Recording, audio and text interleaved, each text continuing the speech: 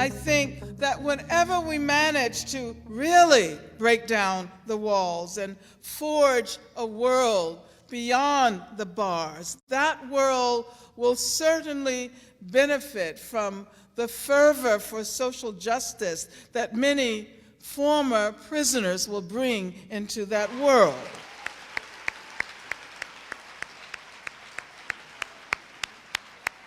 There were a lot of formerly incarcerated people at the conference, both attending and speaking on the panels, and I think in this work in general, their voice should be as loud as anybody else's voice, and sort of thinking about what the issues are, what solutions could look like. I think there's a saying, and it says something like, anything about us without us isn't for us. And I think that there's a slogan that could be well thought about in the School of Social Work across issues, but I think that's particularly important in the issue of criminal justice and incarceration. So I don't know about you, Cam, but I'm excited about tonight. So I really got excited about 3 weeks ago. So I participated. I grew up in the South Bronx. I grew up in a neighborhood that was not too far from where President Carter came and deemed it as similar as a third world country back in the day. You know, just the gunshot, the drugs, the poverty. It's, you know, so my chances of survival were slim to none. The fact that I'm sitting here right now is a miracle. I had fallen into addiction and eventually losing everything and ending up being incarcerated. And as part of like picking up the pieces of my life after all this stuff had happened was kind of a re-exploration of my roots, of who I was, what had I lost in this process. And I realized that I always cared deeply about social injustice. What needs to happen now, and what I feel is happening, and you hear it a lot in congregations like this, not enough, but you hear it, is people are starting or wanting or fulminating around creating a new language that talks about social justice in a way that's completely foreign to this retribution paradigm that's happening now. My name is Kathy Boudin. It's like not what I expected. I was lucky enough to have Kathy Boudin as a professor for a module this semester in my Human Behavior in the Social Environment course. And she really put a human face on this issue, as well as very poetically and very beautifully, I think, rendering some of these large statistics into something, I won't say manageable, but kind of, I was forced to grapple with these statistics in a way that I didn't feel that I had had to before.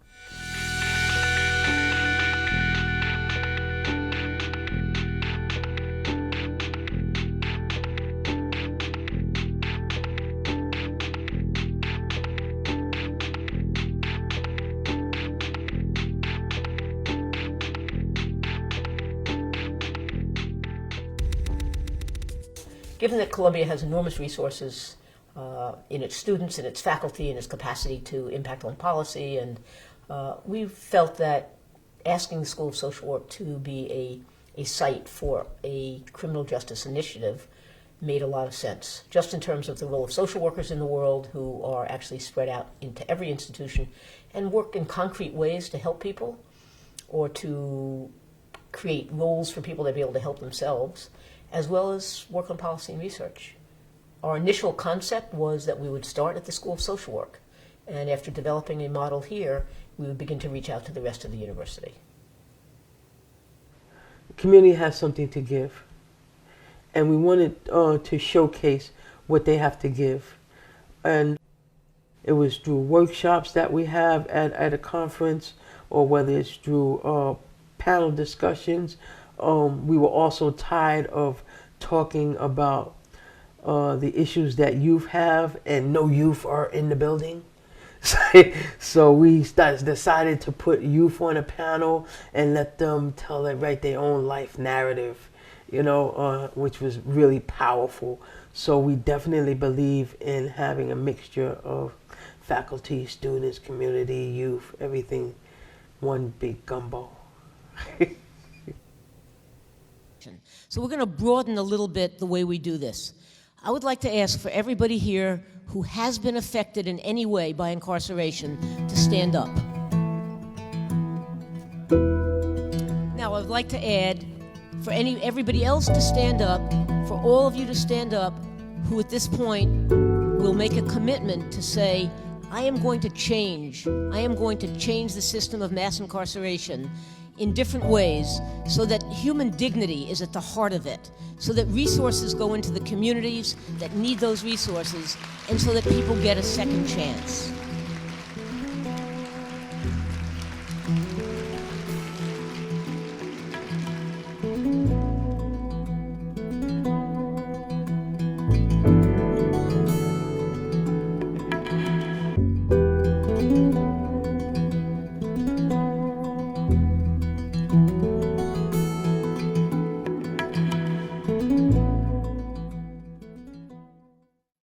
Two guests, Cameron Rasmussen and Rosie Rios.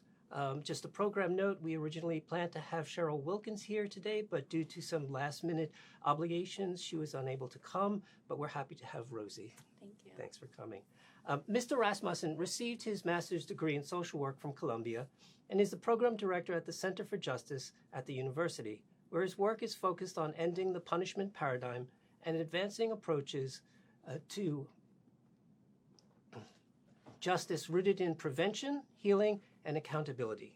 He's an adjunct lecturer at the School of Social Work and is working towards a PhD in social welfare at the CUNY Graduate Center.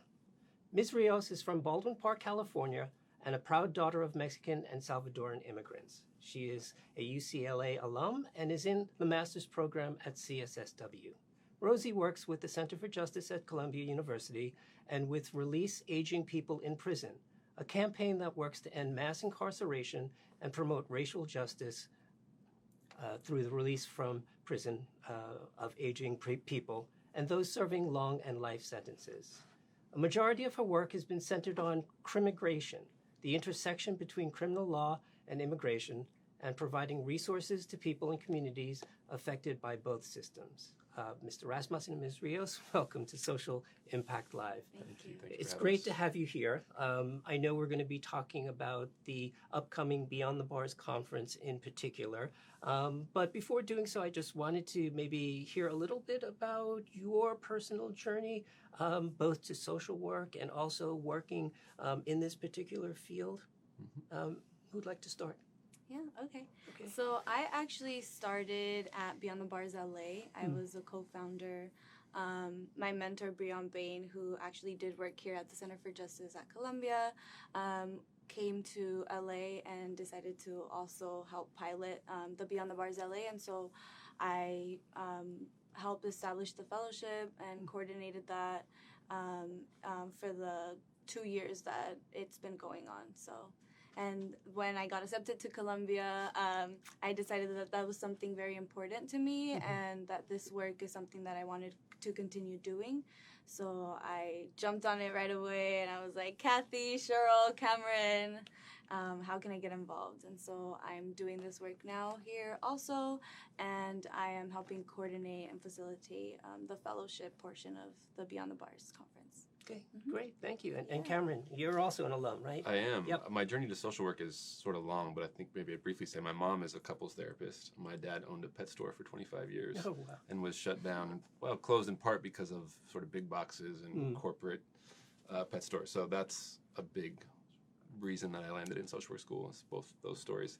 In terms of this particular work, when I was a student, I came here thinking I was going to work with fathers and men, and then Jenny Crawford, who's still here, helped steer me in a direction and was like, you should work at Osborne Association with Incarcerated Fathers. I read The New Jim Crow, went to the Beyond the Bars conference, which at the time was called Removing the Bars, and it was the second year. And then that sort of put me on a journey, and I became one of the Criminal Justice Caucus co-chairs my second year, helped organize the conference. Kathy Boudin and Cheryl Wilkins gave me a job, and Geraldine Downey gave me a job, and I have never left. Okay, so Here I yeah, am. well, I mean, and yeah, once we get you here, we want to keep you here to a certain extent. I'm not mad at that. No, that's great. So in terms of this conference, right? This is the 10th year. And 10 years of Beyond the Bars. Beyond the Bars, and so I think we can maybe sort of talk a little bit about the origins of it and so on, and then maybe sort of bring us up to speed with where we are in terms of thinking about the American criminal justice system, what's happening, what needs to be done. So take us back 10 years ago. Sure. Yeah. Yeah. I mean, I wasn't here 10 years ago, Yeah. so I'd say that, but I can tell the story secondhand. Sure.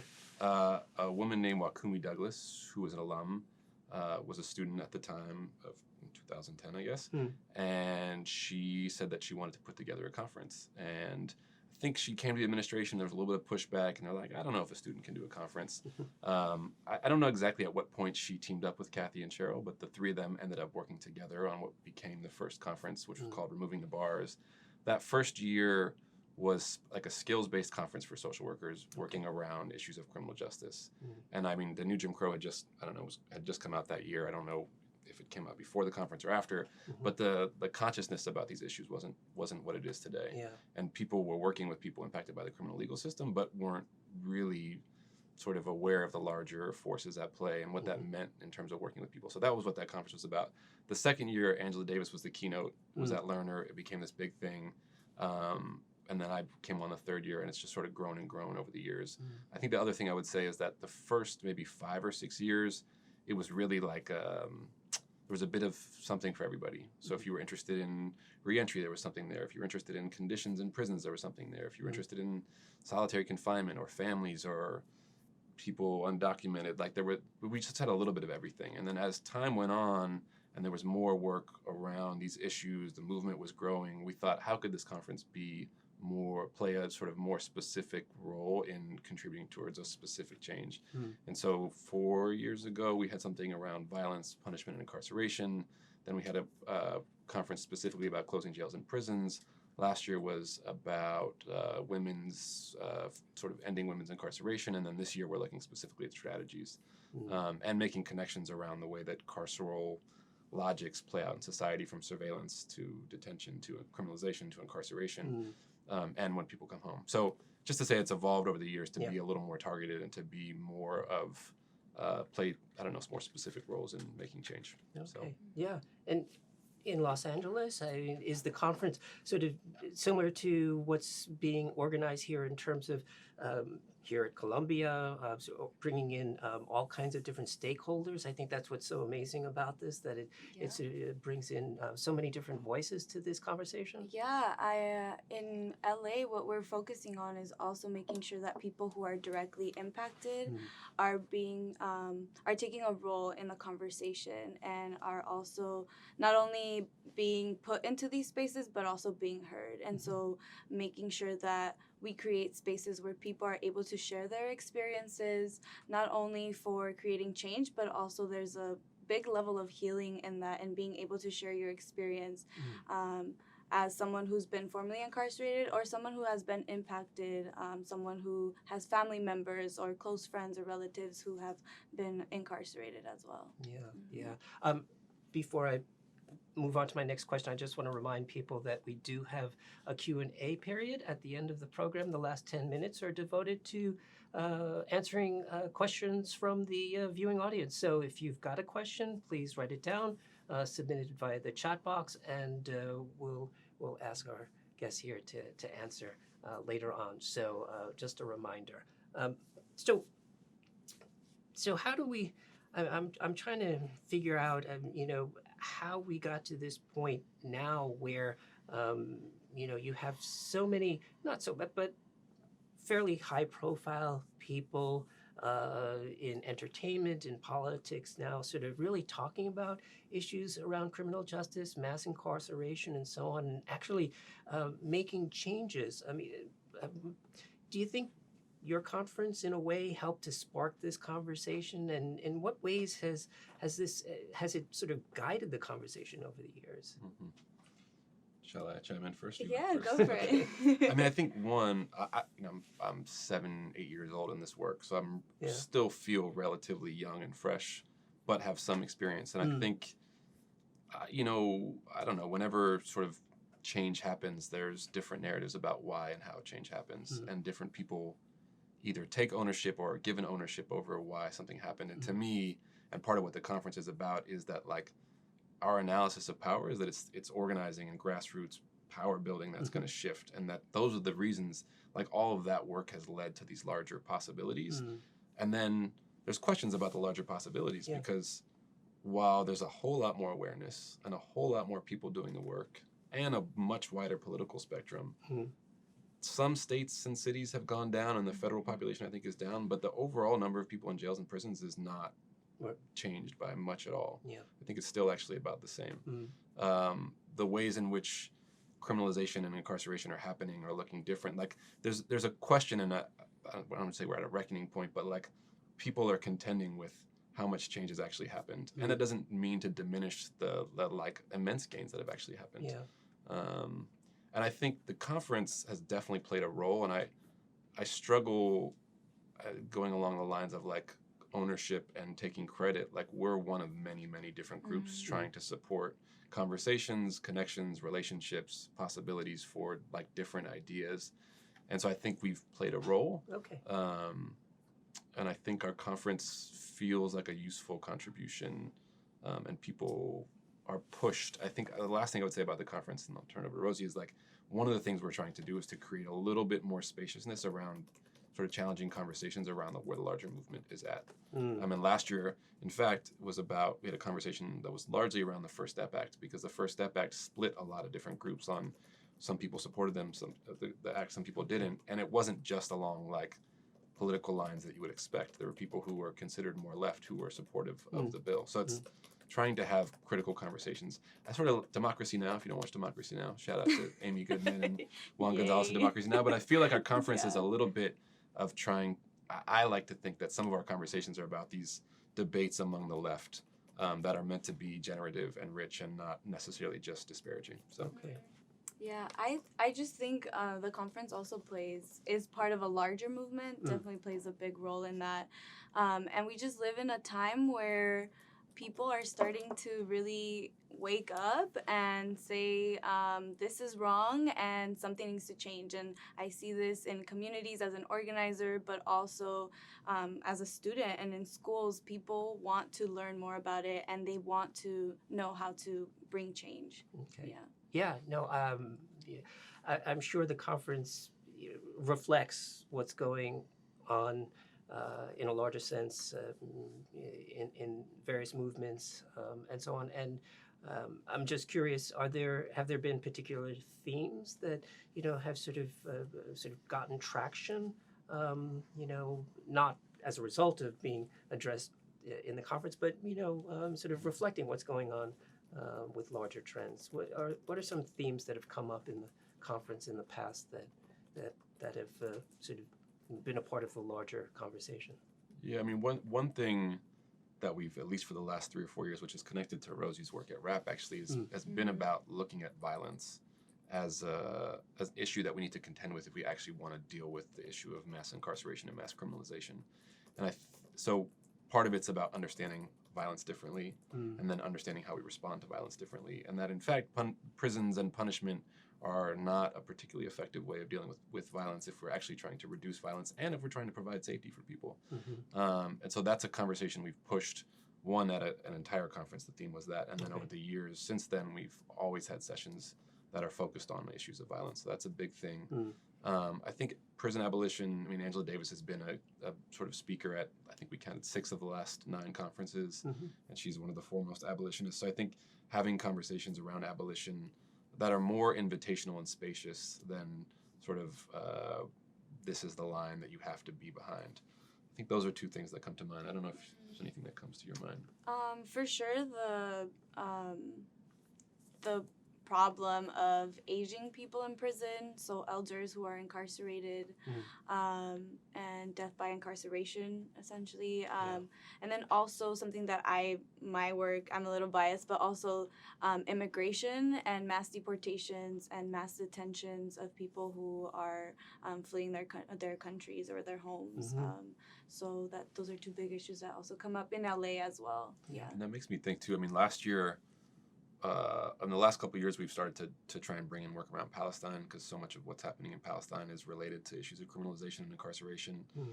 Last year, we had a plenary with women from different countries who were dealing with these issues in their countries. This year, we have less international participation, but we're having a plenary about building across movements. And so we have someone doing climate justice work, someone doing sort of native sovereignty work, someone doing work around immigration, someone doing work around reproductive justice, and someone doing work around sort of anti-war, anti-imperialism work. So like learning across movements and building solidarities across movements, given that so much of what the work around ending mass criminalization and incarceration is about ending sort of dominant supremacist power structures that many movements are trying to struggle and contend with. Yeah. And you did mention we may not have that many international voices this year, but we are cooking something up, understanding that mass incarceration and incarceration in general is not just a U.S. issue, but a global issue. So we have been in the conversation of starting an international Beyond the Bars as well. I'll say one other thing. I know we're close on time, but this year was there's a couple of us who really spend 6 to 8 months working on what the conference theme is going to be, and then we have lots of conversations with other people. But this year was really a struggle to figure out what was going to be useful for this 10th year. And Kathy, Cheryl, and I have sort of reflected, and this was actually Kathy's insight, was like part of our process has reflected the larger, debate and discussion and struggle to figure out what do we do in this moment. And many people are doing lots of great things, so it's not to say that everybody's struggling, but I think we were, there were differences in what we wanted to do, and in the end, I think we've landed on something really great, and I'm happy to be celebrating 10 years. I'm curious because you mentioned this before. There's diversity and differences in this movement. Can you give me an example of what the line of division might be, or one line of division? Sure. All you. All you. I mean, I think a lot of this has to do with there's so many layers to what leads to division. So let me not pretend that I'm an expert on social movement division. I do work around restorative justice and interpersonal division, which is not totally disconnected. But I think some of this is about analysis, and that informs what your vision and analysis. So what your vision of the future is and what your analysis of the problem is, then determines what kind of strategies you want to employ to get to your vision. And so I think people have different visions. I think some people feel like the criminal legal system itself is okay, but it's just sort of got some problems that we need to reform. And some people feel like the entire thing is rotten to the core, and we need to get rid of it and do something entirely different. So that's a big difference right there. And that vision leads to different, or that analysis leads to a different vision, leads to different strategies. Then you have like the reality of nonprofits and the struggles of finding money, and there's a lot to say about that, but I won't take up our time doing that. I think, and then relationships are difficult. Like social movements are not immune from the difficulties of being in good relationship. We all struggle to be in good relationship. Most of us. I don't know anybody in my life who doesn't struggle to be at least in a good relationship with one other person. So I think that reality plays out in the face of a lot of other things, including oppression, including the way that like different people are treated. If you're a woman of color, if you're disabled, or if you're undocumented, all these things play out to shape relationships, to shape projects, campaigns. And Kay Pranis, who's a mentor of mine around restorative justice work, has said it's sort of a massive surprise that there's not more violence and discord, given how much people are facing every day. And thinking about violence, I'm just curious: is there consideration of mental health and sort of the institutionalization, or criminalization of certain issues around mental health that have fueled the mass incarceration and so on? Is that something that is part of the conversation, or, I mean, and I know it's difficult, right? It's certainly. I don't think that has ever guided been a significant part of our conference, but it's certainly been part of our conference Okay. for many years. Yeah. This year, I don't think we have anything specifically around mental health, in part because at least this year, a lot more of it is around structural change. And that's not to say we're not worried about relationships and people and their experiences, and certainly those structures are impacting people's ability to actually access mental health. And so I think in that regard, especially this year, it's like more what are the structures we're building so that people can actually have access to the mental health and healing work that they need, but not specifically about like what does mental health look like in the face of a carceral society. What do people need when they've come home? So we've done those things in the past, but I'd say this year we're not. Okay. But it's, I mean, this is not my area of work, but I'm pretty sure that the statistic remains that jails and prisons are the biggest mental health provider in the country, which is Right. like prisons and jails are not the place to do any kind of healing work, period. Yeah. Which means they shouldn't be the response for, now I'm showing my politics here, but shouldn't be the response for anything really. But mental health, like it's insane that we think that that's going to be a place where people can actually heal. Right. And some people still do despite those conditions, but it's insane that we think that some of us think that that's a possibility. Sure. Well, thank you for talking about the conference. I think we might have some questions that we can turn to. Question for Rosie: can you explain a bit more about what your organization is doing? Specific examples of initiatives and so on. You mentioned the fellowship and other things. Yeah. So so there's an educational piece to it. So we've had several seminars, people coming in who do this work in the community. So we've had people like who do work with Halt Solitary and talking about the issue of solitary confinement and how that affects larger communities. We've had what else we have so many things on trauma and like how we can cope with traumatic experiences and how we move forward with that. So we've had several things based on those kinds of issues and topics, and then in regards to RAP, where I do a lot of work with people who are currently incarcerated and a lot of community organizing. We have two big bills coming up which would affect people who are serving life sentences and people who are aging in prison as well. What do you want to say something about the Advocacy Day? Yeah. Oh, yeah. Great segue for a little pitch. April 21st, we will be having a big Advocacy Day, and transportation is provided, food is provided. All you got to do is show up and be ready to chant.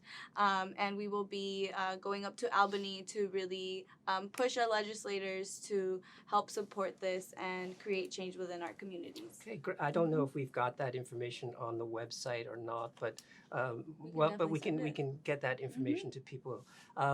Another question: I'd like to know more about what's coming up at this year's conference specifically. Would the guests talk a little bit about key speakers and other highlights that we can look forward to? Yeah, we have an excellent conference coming up, I would say.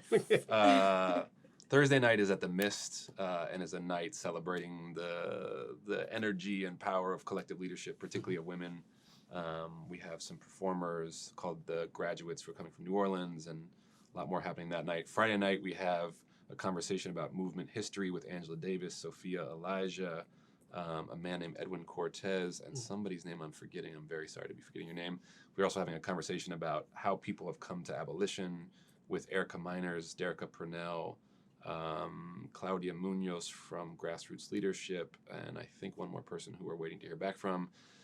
Friday morning we have a plenary about vision, strategies, and issues. Sort of what I was getting at is like, what's your analysis, what's your vision, what's your strategies, and where the paradoxes in that. We have Cassandra Frederic, who is a graduate of this program and is at the Drug Policy Alliance, Danielle Sered, who runs Common Justice, James Kilgore from Chicago, or not Chicago, but Illinois, Jose Saldana from RAP.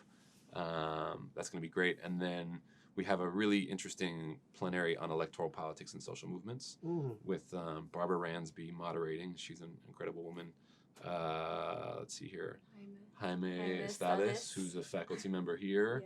Chesa Boudin, who's the district attorney in San Francisco. Ruki Lumumba, who is in New Orleans and doing sort of political electoral advocacy justice work, and Rachel Gilmer from the Dream Defenders, and Mo Mitchell from New York Working Families Party. So that's going to be really incredible. And then we have this conversation I mentioned earlier about building sort of solidarity and learning lessons across movements. So it's going to be great. You should definitely come, sign up. BeyondTheBars2020.eventbrite.com. It's all free. Yes. So come through. We would love to see you. Is there anything you want to add? No. Okay. I think that's it. Yeah. Okay, well, let me see. Another question. Any discussion of Parchman prison conditions? So I don't, Ruki Lumumba is from Jackson, Mississippi, and she will be on a plenary about electoral work and electoral politics and social movements. We did organize an event that happened last Wednesday, which was about what's happening in Mississippi, and it was a sort of an attempt to build solidarity between the work happening in Mississippi around Parchman and around the deaths in the prisons in Mississippi over the last 2 months, and the work that's happening in New York City, including RAP, including CAKE, which is doing work around solitary confinement. We raised like $1,160 for the folks in Mississippi, and that was partially organized by some of the Beyond the Bars fellows, including Larry Williams. Shout out to Larry Williams. So that's online at livestream.com/Center for Justice at CU, and you can watch that event. I don't think we're going to have anything specific around Mississippi, but my guess is it'll come up. Yeah. There's also on Saturday afternoon, there's a breakout on ending death by incarceration, which I'm sure this will be a part of the conversation, because there's many, many people dying in prisons, which is really sad and terrible, and we're trying to raise awareness that like prisons are killing people and that's not okay, and we need to change things so that people don't die in prison. What can those of us who are new to the topic of prison reform gain from attending the conference? Ooh, great question. Definitely the education piece. You'll have an opportunity to learn from people's experiences. What better way to learn than from experts, people who have those lived experiences. And really, Beyond the Bars is like the hub for people doing this work. So people from all different community organizations are going to be there, and you'll get to meet people aside from the panels and different kind of breakout sessions that you'll be able to attend from different organizations and different schools even. You'll be able to just be a part of that conversation and figure out for yourself where you fit in all of this, and because you do fit, there is definitely a space for you. You just got to figure out where's your niche, what kinds of talents and you can bring into the space. All right. Thank you. And thanks so much, Rosie and Cameron, from our audience. I'll be attending the events I can at this year's Beyond the Bars conference, and I'm looking forward to it. I'll be starting at CSSW in the fall. Great. And I'm interested in getting involved at the Center for Justice. What steps should I take now to begin getting involved? Nice. Yes. Nice. How can you not answer that question? That's like, who needs to send an email and you can ask someone on I Facebook know, Live? right? Come through. Yeah, come meet us and talk to us. I mean, the Beyond the Bars Fellowship is one way to get involved. Depending on the projects we have at the moment, there are different opportunities for students. So come see me and or Rosie. There's also opportunities for you to volunteer at Beyond the Bars. Nice. Good So, if that's something that, you want to see a little bit of your work, a great way for you to get started is volunteering. And we can also share the link so you can post it up and people can volunteer. Great. Another question. Is Beyond the Bars interested in prison abolition or just prison reform, going back to those divisions? Yeah, this is a big question for the minute and 30 seconds we have left. I would say our conference is about bringing people together with a variety of views about what should happen. I think we're not a big tent criminal legal system conference, so we're not including groups like, Right on Crime, but we're including people who have different ideas about what should happen and about whether things should be reformed or abolished. And to say in my own learning and views, like the road to abolition is full of reforms, and there's something called non-reformist reforms or liberatory reforms. And so the idea that they're necessarily separate is I think a false dichotomy. And there's also, to there's still an analysis about what is at the root of these things and what ultimately needs to happen. So I think the vision of the future shapes how to get there, but how to get there doesn't necessarily mean that you aren't engaging in reform work. So, and we'll talk about that some at the conference as well. Yeah. Anything you want to add? No, that was good. So it's a big conversation. Yeah, it is. Yeah. Well, and I'm sure a lot of people looking forward to it. Continuing at the conference. Yes. That's March 5th through the 8th. March is that 5th right? through the 8th. Yeah. Okay. Come through. Okay. All right. Well, I guess that concludes today's episode. Next week, we will be joined by CSSW alumna Ariel Ricker and her colleague Sutton King to discuss how they're working to overcome the gap in health and mental health services for Native and Indigenous populations. So thank you again, Rosie and Cameron, for joining us here today at Social Impact Live. Thank you all for viewing. Have a great week and see you all next week. Bye-bye.